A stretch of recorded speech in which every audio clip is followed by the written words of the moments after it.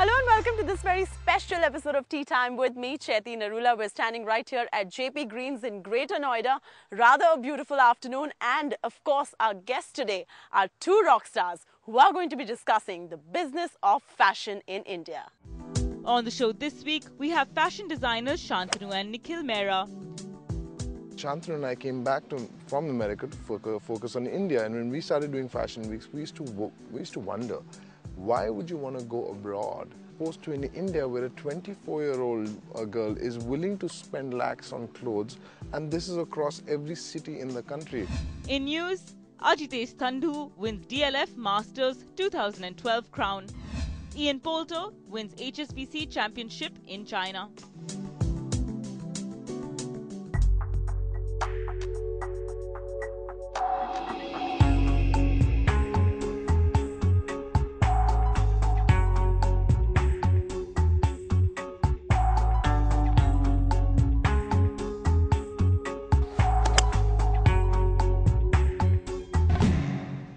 That's a fabulous shot, Nikhil. Thank you. Welcome to the show. Thanks. Welcome to the show, Shantanu. Hi, pleasure. So how long have you been playing golf? Fabulous golfer indeed. Thanks. I'll tell you the story behind me playing golf. The whole idea for me to play golf was to bunk school. And I remember in DPS Mathura it was really hard to bunk school, so I took this up as a sport. And finally, 6 months later, I was playing with the principal. So it worked out really well. And you obviously are playing tennis, so that was again to bunk school, or was it? No, you couldn't, because bunking school for golf made sense because you were 4 or 5 hours on the course. So I'm a tennis player, so bunking didn't make sense. It's a disciplined sport, I guess, from what I'm hearing about this bunking thing. But yeah, golf is something that it's a challenging sport. But I'm the kind of guy who likes a quick adrenaline, and that kind of happens a quick game. Yeah, it happens with a tennis or a squash, so I'm more of a racket sports person, but I don't mind trying or giving it a try today. So today you are going to be trying that, Yeah. but tell me a little more about your golfing career. How has it been? You've been playing all over the country, you've been playing at JP Greens here itself. It's been incredible. I mean, first I told you why I started playing golf. Then finally I realized that as a creative person, I need my own space for meditation. Right. And golf course is really one of those places where it gives me solace, it gives me my time to think, to regroup, and it's always helped me. I mean, I've created, and I've spoken to Shantanu many times that, there are little things that as the season changes, you can see the color palettes changing on the course. You see people are far more calmer here, and especially in a place like Delhi where we're constantly fighting with aggression, and it can really hamper someone's creativity. So for me, it's really a way to come back and recreate. Right. And I remember a few years ago, we met the head of Adidas on a golf tournament. It was at JP Greens, so I must thank JP Greens for this incredible opportunity. So a lot of business getting transacted through the golf course as well. So the Adidas strategic alliance that you all got into, has this come about here itself? Yes. I think it culminated on the golf course. How did that happen? So what happens It's is... very interesting. Now what happens is, if I get a chance to meet someone, we usually on the golf course, it happens here, and then the second meeting, Shantanu comes and bites it, right? So that's the exciting part of it. So I was playing a tournament here, and I remember I was playing with the head of TaylorMade, Mr. Atit Gaur, and after the round got over, we had a lunch with the head of Adidas. That time was Andreas Gellner, and we were talking about design and fashion and why we've not integrated anything in India so far, and people know Adidas offers a performance business. Why are we not looking at it to make it more lifestyle and reach out to young people? So that's when the idea came, and the next meeting happened with Shantanu and me and his team. So Shantanu, has business ever gotten transacted out of a tennis court, or has it only been golf courses from where you all have been transacting business so far? No, it's primarily been, I'll give him credit for that, and I thank him for bunking school and taking up the sport, because more business transactions happen on the golf course. Right. On tennis courts, we are predators, so we try and play with the yesteryear players who have been good.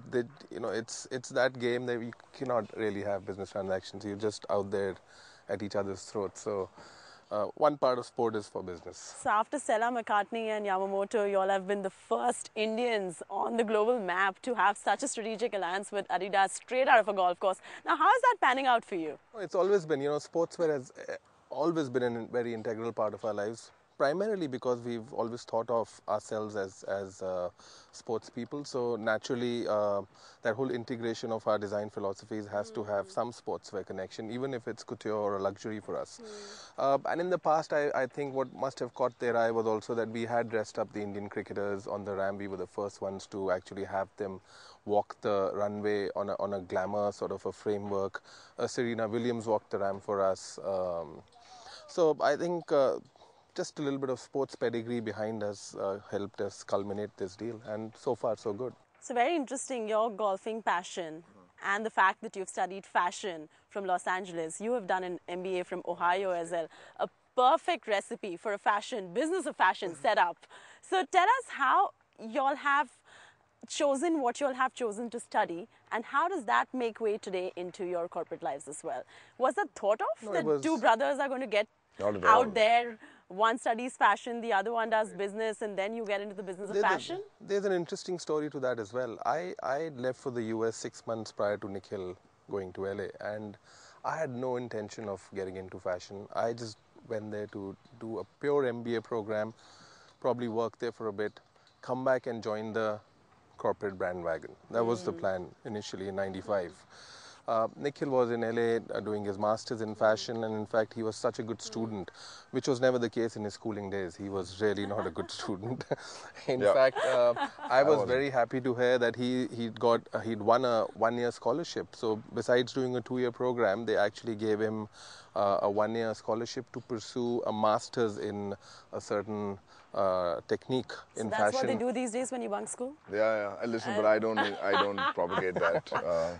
You can't bunk school anymore. So I thought that this gentleman out here is becoming serious about his life, and then he was really earning accolades in LA. And just one fine day after finishing my classroom experiences, and then I worked with General Motors for a couple of years in their corporate division of mergers and acquisitions. I just felt that Ohio is getting a little too boring for me. Let's go down to LA and meet this new changed person who's also my brother.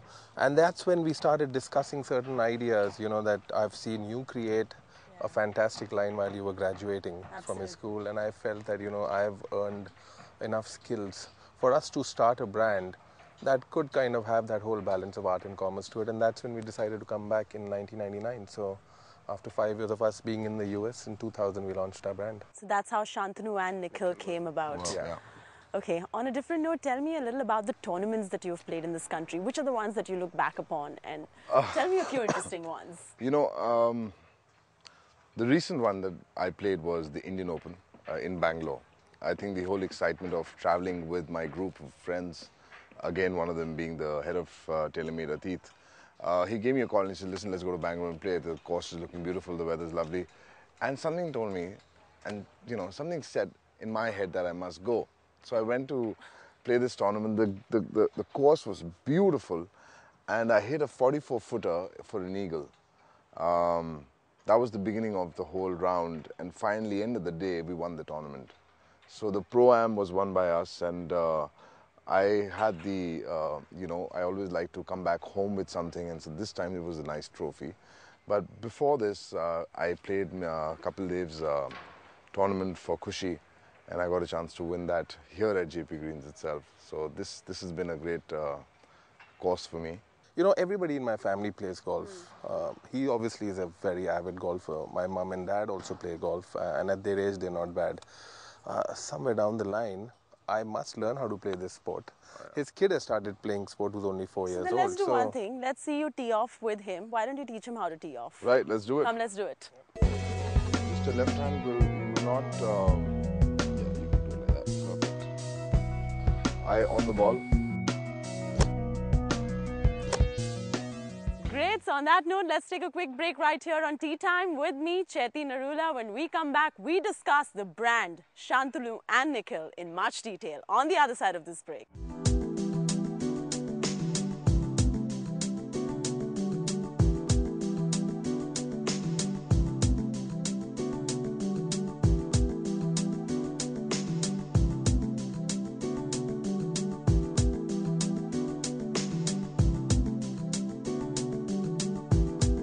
The vision was to be a global brand. The vision for any brand, for that matter, to be iconic, is to have a conglomerate of things.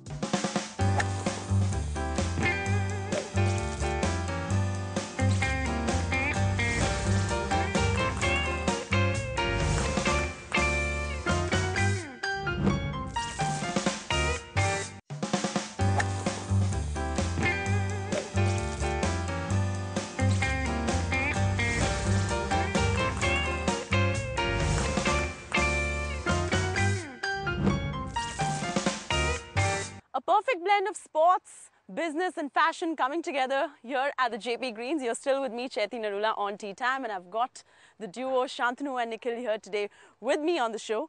So let's talk about diversification. A little earlier we were discussing Hermes has launched its porcelain dishes. You've got LV, apart from the handbags, it's selling accessories and clutches, and Burberry is also, apart from your ready-to-wear apparel, is selling fragrances. Armani and Versace are tying up with builders and making designer homes. So there's a lot of diversification that we see in high-end luxury brands like that. Now, when it comes to Shantanu and Nikhil, do you find value in diversification as such, picking a cue from what these international labels are doing? You know, when you start off as a brand, let's take our case. The vision was to be a global brand. The vision for any brand, for that matter, to be iconic is to have a conglomerate of things, you know, Right. Whether it's garments, it's home furnishings, it's restaurants, it's conceptualization. I think everything has to fall into place for a brand to be marketable and accessible. I think that's what brands' social responsibility is. I think we always dreamt of being a global brand. And with globalization, diversification is a natural choice. So all these 12 years, while we've been rationalizing the brand Shantanu and Nikhil, we've also been nurturing a few sub-brands, but we've never given it shape, positioning and prominence. And today we are sitting in our portfolio of brands. We have an S&N Drape, which is our diffusion western bridge brand. This is one brand that we're very bullish on, and at some point in time we will definitely have standalone stores for that. S&N Co, which is our consultancy brand, which is our products and accessories division, is also taking shape now. Consultancy is also a big part and parcel of how Shantanu and Nikhil as a brand is growing holistically. We have been design consultants for many a brand, for many a company. IPL is what we've done for Mumbai Indians is a part of that. What we just did recently for Airtel, the Grid Girls.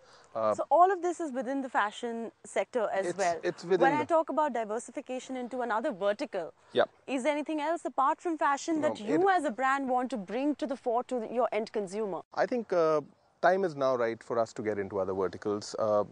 As a fashion designer, what we were sent out to do was fashion and clothes. I think that's something that will never be forgotten about. That is something that will have its own diversification strategy. But yes, we are very shortly going to be having our standalone restaurant. So that is something that we've always been very passionate about. Besides being sports persons, we've also kind of traveled the world. We've savored some of the best foods across the world. So we are also foodies in our own way. So it was a natural progression. We will talk a little more about that on the other side of this break. But before that, we will have Nikhil play a chip shot now.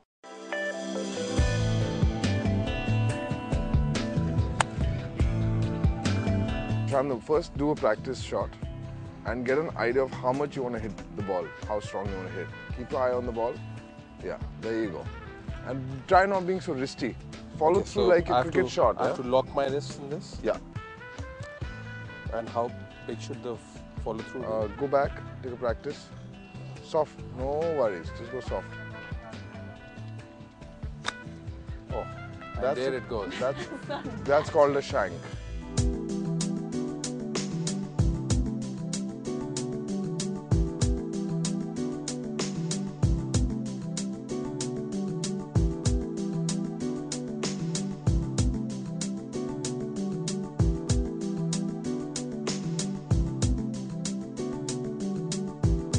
Shantanu and I came back from America to focus on India, and when we started doing fashion weeks, we used to wonder, why would you want to go abroad, opposed to in India where a 24-year-old girl is willing to spend lakhs on clothes, and this is across every city in the country.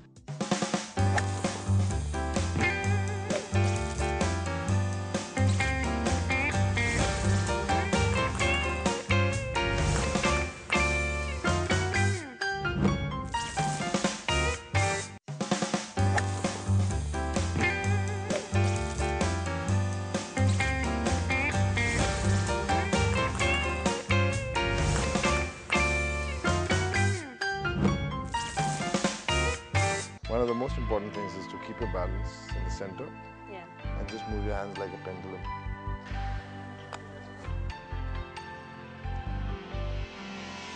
The right to left, huh? Yeah.